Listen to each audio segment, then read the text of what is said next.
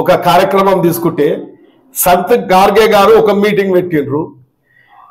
మహాత్మా గాంధీ దగ్గర ఇచ్చిన పిలుపుకు పోలేరు. సంత్ గార్గే ఇచ్చిన పిలుపుకు పోతే ఎందుకు జనాలు రాలేరు అంటే ఆయన ఒక మీటింగ్ పెట్టిండు అంటే ఆయన వ్యతిరేకంగా పెట్టలే, సమాజ స్థాపన గురించి పెడితే గాంధీ గారు కూడా సంత్ గాడ్గే బాబా దగ్గరకు పోయి దర్శనం చేసుకొని వారు కూడా వాళ్ళ యొక్క ఆశయాలను వాళ్ళ సిద్ధాంతాన్ని కూడా గాంధీ గారు వంట పట్టించుకొని అంబేద్కర్ గారు కానీ మిగతా అందరూ కూడా వాళ్ళ మార్గంలో సంత్ గార్గే మార్గంలో నడిచిరు. దేశాన్ని వాళ్ళు నిస్వార్థంగా ప్రజలను అణగారిన కులాలను నిస్వార్థంగా అభివృద్ధి పరచాలనే మనస్తత్వం ఉన్న మహానుభావులు వాళ్ళు. కాబట్టి వాళ్ళ చరిత్ర ఈ రోజు కూడా నిలబడ్డది. సంత్ గార్గే బాబా గారిది కానీ అంబేద్కర్ది కానీ గాంధీ కానీ ఎన్నడన్నా ప్రజలను మోసం చేసి కానీ రాజకీయాలలో పెత్తాలం చెలాయించాలన్న ఆలోచన ఎప్పుడూ ఆ నాయకులకు లేదు. కాబట్టి ఈ సమాజము ఈ దేశం బాగుండాలన్న కోరుకున్న ప్రజాస్వామ్యంలో గొప్ప నాయకుల బదులు వాళ్ళు దేవుళ్ళుగా నేను కోరుకుంటా వాళ్ళందరినీ కూడా. కాబట్టి సేవలాల్ మహారాజ్ గాని సంత్ గాడ్గే బాబు గారి వీళ్ళందరూ ఆశయాలు ఏదో మనం ఆరిబూరి ఏదో నివాళులు అర్పించినంత మాత్రాన గొప్ప విషయం కాదు. మనం వాళ్ళ ఆశయాలను వాళ్ళ సిద్ధాంతాలను మనం పంచుకోవాలి. మొన్న నాకు అవకాశం వస్తే 0 hourల ఏసుడేసిన మాట చెప్తున్నా నీకు. అంటే వీళ్ళందరూ కూడా ఆధిపత్యం కాదు. ఇక్కడ కూడా చెప్తున్నా, పూలే విగ్రహము ఆవిష్కరణ రోజు చెప్పినాం మన బీసీలకు ఛాన్స్ రాదు, బీసీలకు ఛాన్స్ రాదని. తప్పు. బీసీలకు ఛాన్స్ తప్పకుండా వస్తుంది. వాడు పార్టీలు గుర్తించేది ఏంది? మనమే ఓటు రూపంగా మారుతా అయిపోయాక బీసీలకు గుర్తించేది అని చెప్పాం. వాడు గుర్తించేది ఏంది? ఏ పార్టీ గుర్తించేది అని చెప్పి మీరు చూడలేదా? నేను ఎన్ని పోరాటాలు చేసినా ఏం చేసినా ఏదో ఒక రోజు ఇట్లాని ఊకోదు.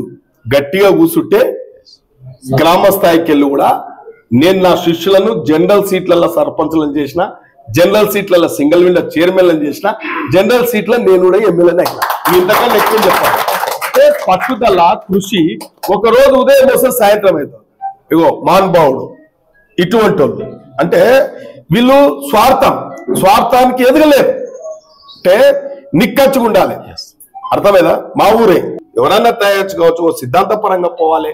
నాకు ఆ స్వార్థం ఏం లేదు.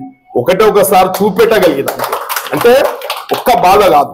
రాజకీయంగా ఎదగాలంటే చాలా కష్టాలు ఉంటాయి, చాలా ఒడిదొడుకులు ఉంటాయి. ఇవాళ మన జాతీయ నాయకులది సంఘ సంస్కర్తల యొక్క ఆశయాలను అలా స్ఫూర్తిని తీసుకొని ఒక మాట అంటున్నా నేను. సంత్ గార్గే బాబాయ్ ఎట్లా ఏకం చేయొచ్చు ఆ రోజులలో. ఇవాళ మన కన్ను ఉన్నాయి, బండ్లు ఉన్నాయి, సెల్ ఫోన్ ఉంది, ఇండ్లు ఉన్నాయి, డబ్బులు ఉన్నాయి. కానీ ఒకటే రోజు లీడర్ కావాలి, ఒకటే రోజు పేరు రావాలంటే రాదు. దాని వెంబడి చాలా కృషి ఉంటుంది, చాలా కష్టం ఉంటుంది.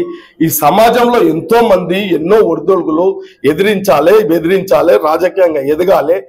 ఒకటే గ్రామాలలో కూడా అది చాకలు ఉండొచ్చు, మంగళ్ళు ఉండొచ్చు, ఒడ్డెరు ఉండొచ్చు, మేదరు ఉండొచ్చు, ఎవడని ఉండొచ్చు. మనం ఒక నిక్కచ్చిగా ఒక సిద్ధాంతం అంటే దుర్దుడుకు శాతలు ఉండొద్దు. మన దగ్గర ఒక పట్టుదల ఉండాలి, ఒక చైతన్యవంతం ఉండాలి. ఏదో ఒక్కటే రోజు లీడర్ అయితే కాదు. చాలు నువ్వు గ్రామ స్థాయిలో ఒక సర్పంచ్గా తప్పులేదు. మనం ఎదగాలి, మెల్లమెల్లగా ఎదగాలి.